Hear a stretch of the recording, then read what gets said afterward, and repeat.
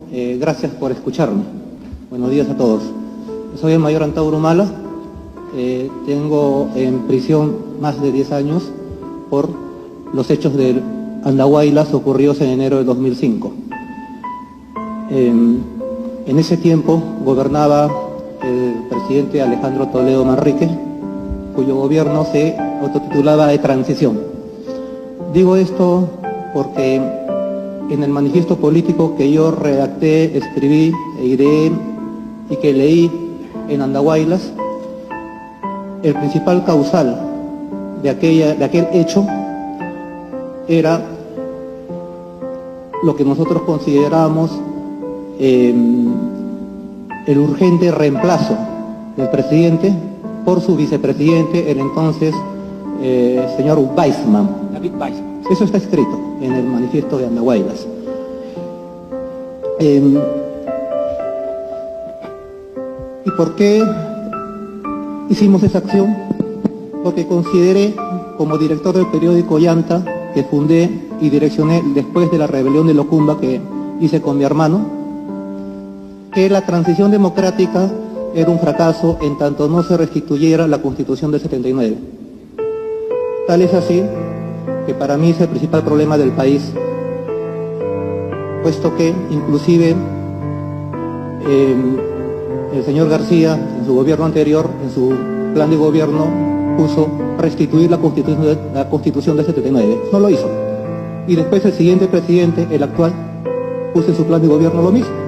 Inclusive juramentó por ella, pero tampoco la restituyó. Entonces, con esto quiero decir, señores magistrados, que el causal principal del Andahuaylazo sigue vigente.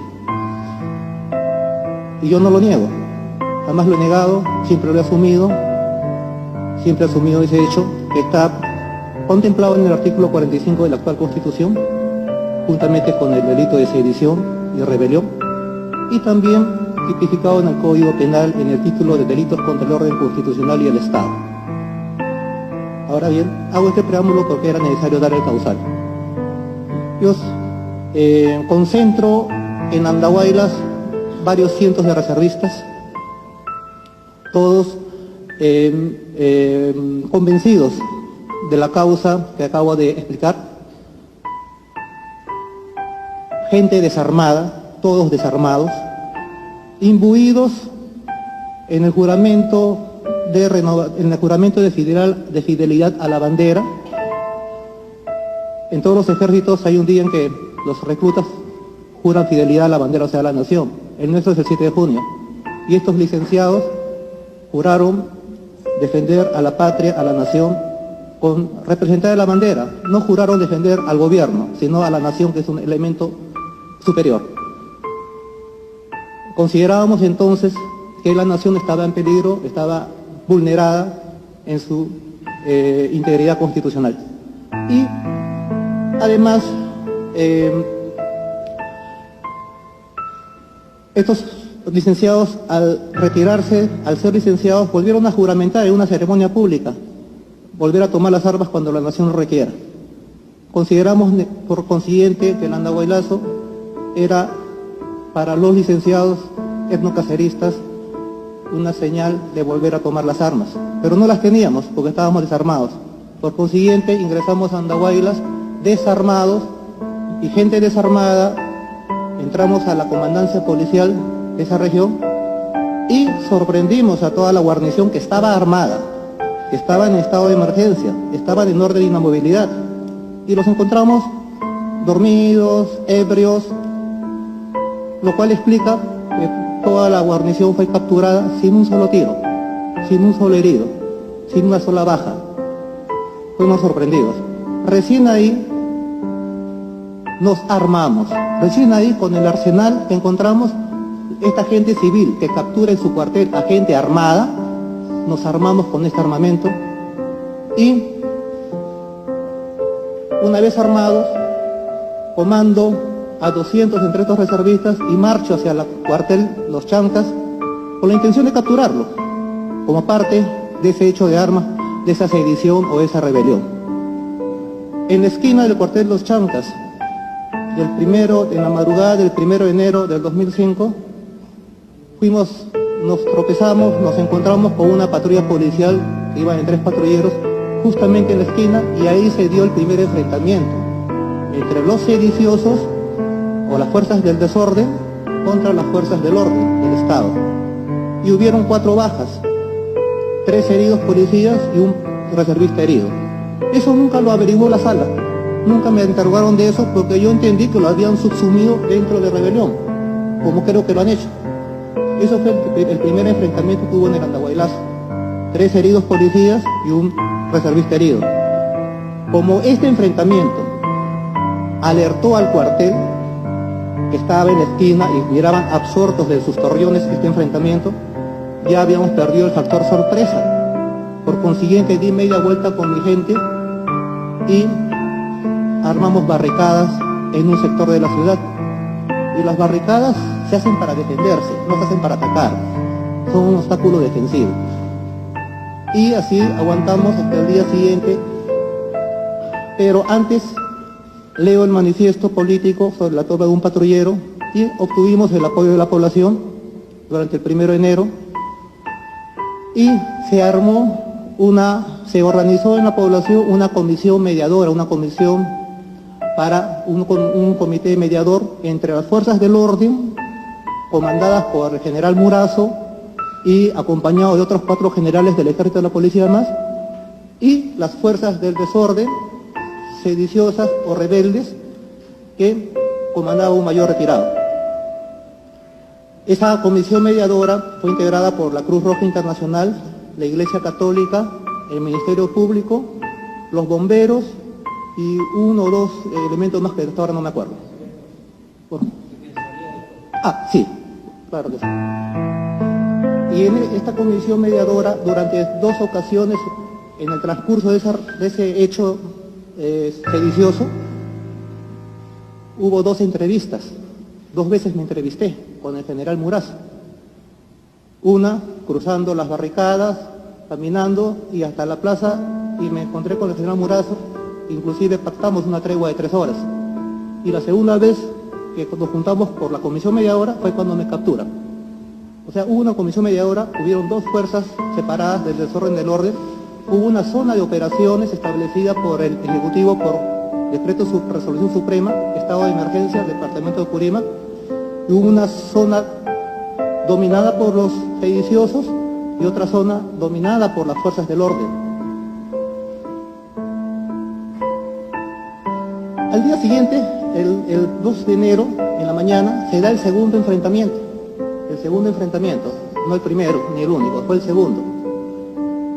Y ahí yo estoy 6 de la mañana en una de las 8 barricadas que teníamos, y en la barricada opuesta comienzan a sonar los disparos ya de enfrentamiento, porque durante toda la noche sonaron como hostigamiento. Y hubo un enfrentamiento en el puente Colonial que yo asumí entonces como un hecho de acción de armas, por eso que en plena balacera me desplazo hasta la barricada que estaba siendo atacada o enfrentada, y en ese transcurrir, que me demoró 5 a 10 minutos, ya había terminado el hecho de armas, y ya estaban los cadáveres de los policías en el puente Colonial, y yo, al mando de mi reservista, estoy desplazándome hacia el lugar de los cadáveres, los cuales mando evacuar al hospital. Por supuesto que entonces yo asumí que era un enfrentamiento armado y asumí toda la responsabilidad de aquel enfrentamiento, de aquel hecho de armas. Y digo esto porque al día siguiente el Poder Ejecutivo, cuando entierran a estos policías, el presidente Alejandro Toledo asiste como principal deudo, lo que representaba a la nación. Los deudos principales no eran los familiares, sino era el presidente que representaba a la nación, ¿no?, asistiendo al funeral de los defensores del Estado. Con esto quiero decir que hay una resolución suprema que estableció que fallecieron en acción de armas, no que fueron asesinados. El Ejecutivo reconoció que fallecieron en combate. Yo estaba en la zona de emergencia varios años y he tenido enfrentamientos con miembros de Sendero Luminoso, enfrentamiento armado, fusil contra fusil, y mis patrullas han hecho bajas en gente de Sendero Luminoso, como que esos también han hecho bajas en mi patrulla. Inclusive yo tengo una herida de bala de Sendero Luminoso en la pierna. Pero yo no considero que mis soldados murieron asesinados o los subversivos murieron asesinados. Todos murieron en combate. En una batalla, ya sea pequeña o grande, no hay asesinados, son caídos en la acción de armas. Y la rebelión viene del latín bellum, bélico, guerra. Hay un rumor en el fondo, en la zona de los señores periodistas, que no me permite escuchar bien. El latín bellum quiere decir guerra, guerra interna, y en una guerra interna hay dos fuerzas que se enfrentan, hay bajas de combate son heridos, prisioneros y muertos. Entonces yo puedo decir que en el Andahuaylazo hubieron como 30, 40 bajas de combate, si contabilizamos los muertos, policías como reservistas, si contabilizamos los prisioneros, no secuestrados, fueron prisioneros, fueron capturados esos policías en su cuartel, y todavía de manera indigna. Y además ellos preferían pasar como damnificados, como secuestrados, que enfrentar el Código Militar Policial, que los hubiera sancionado por entregar una instalación sin resistencia, no cumplir sus roles, etc. Sin embargo, a mí me han sentenciado por secuestrar a gente que no supo defender su cuartel y que fue capturada por gente desarmada. Y que tampoco quiso salir porque estaban con inamovilidad. Y también era vergonzoso para ellos salir al cuartel. Seguimos con la narración. Una vez de ese segundo enfrentamiento, que yo asumí que era enfrentamiento, en la tarde hay un tercer enfrentamiento, en que los francotiradores eliminan a 2 reservistas, cuyas muertes no han sido averiguadas en todo el proceso judicial. Ahí hago una... consideré que ya se estaba desbordando la situación y por eso, mediante la comisión mediadora, logro una entrevista con el general Murazo y le expreso mi decisión de deponer las armas. O sea, de desistir ya de la sedición o rebelión como me han sentenciado. Por consiguiente, en plena negociación, soy capturado y mi gente, a los días subsiguientes, entrega las armas y con eso finaliza la rebelión. Ahora, a mí me han procesado y sentenciado por 5 delitos, 1 político y 4 comunes: rebelión, homicidio, secuestro, arrebato de armas y daño, con un enfoque similar a como si yo fuera una especie de retaco o destructor, que me fui a Andahuaylas a matar, a secuestrar, a violar, a destrozar propiedad, a dañar, y de pasadita hacer una rebelión. Entonces, yo considero que eso es injusto, eso no es coherente. Más aún cuando a mis compatriotas reservistas que me han seguido en el juicio, ya una sala del Poder Judicial les ha subsumido todos esos delitos en uno solo, que es el delito político de rebelión. Inclusive la Fiscalía acaba de reconocer que es delito político de rebelión, un solo delito. Solamente a mí me mantiene en un criterio diferente al resto de mis reservistas. Y sin embargo, le mantengo la fe en la justicia peruana. Ahora bien, quiero referirme al enfrentamiento del Puente Colonial, al segundo enfrentamiento donde fallecen 4 policías. Yo asumí la responsabilidad, porque yo soy el líder de esa rebelión y asumí la responsabilidad de mi gente. Y por eso soy el primero que entré en prisión y seguramente seré el último. Sin embargo, las pericias balísticas de esos fallecidos demuestran que fueron todos baleados por la espalda. De los 4 fallecidos policías tienen 6 heridas de bala, 5 por la espalda y una de frente que es de rebote, también vino por la espalda. Además, la Corte Suprema, una sala presidida por el doctor Villestein, absolvió a mis 2 coprocesados porque de los 170 reservistas, etnocaceristas que estamos presos por Leandahuaylazo, han sido absueltos ya todos los acusados de homicidio. Y a mí, que soy el único que no disparé un solo tiro porque no tuve necesidad, yo era el jefe, no disparé nunca un solo tiro, y estaba probado en autos.